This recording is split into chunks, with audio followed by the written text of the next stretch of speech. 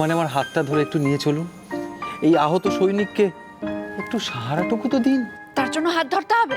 Support মনের। Phone কেন করেছেন? কেউ কেমন আছে জিজ্ঞাসা করলে উল্টে জিজ্ঞাসা করতে হয় আপনি কেমন আছেন, বিশেষ করে গুন্ডাদের দিয়ে ঠ্যাঙানি খাওয়ানোর পর। হ্যাঁ, কেমন আছেন আপনি? আমি আছি, চলতে ফিরতে উঠতে বসতে কষ্ট, দর্দ। এবার আপনি বলুন আমি কোথায় যাব, হাসপাতালে না কোমায়? বাঁচা মরা সবটাই তো আপনার হাতে। হ্যালো হ্যালো ম্যাডাম, হ্যালো হ্যাঁ, শুনছি। ম্যাডাম, আপনি আমাকে যেই হাসপাতালে নিয়ে যাবেন আমি সোনা মুখ করে যাব। আমাকে নিয়ে তো চলুন।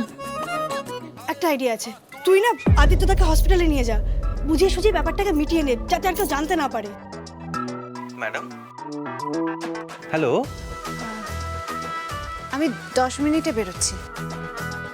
কিছুক্ষণের মধ্যে আমি একটা লোকেশন পাঠিয়ে দিচ্ছি আপনাকে, আপনি চলে আসবেন।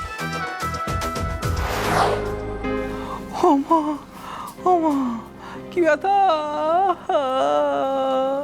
চলুন। আপনার মনে হচ্ছে আমার ক্ষমতা আছে এখন নিজের এই দু পায়ে উঠে হেঁটে যাওয়ার? তো আমি কি করতে পারি এখন?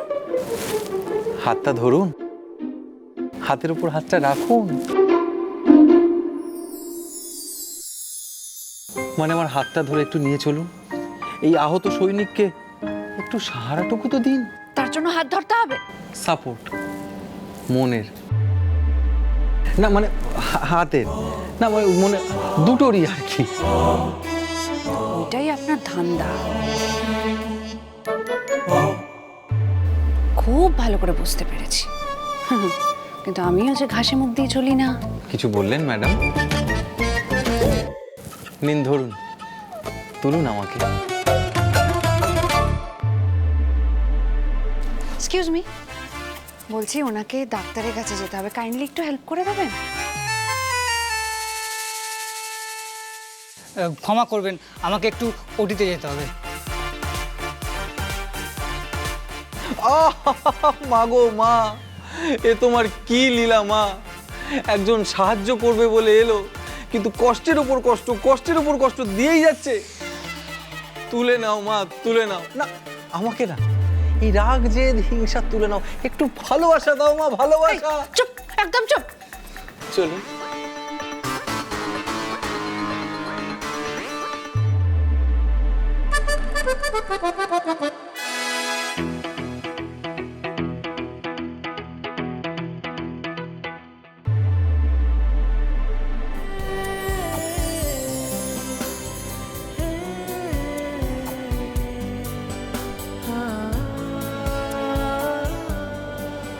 চলুন।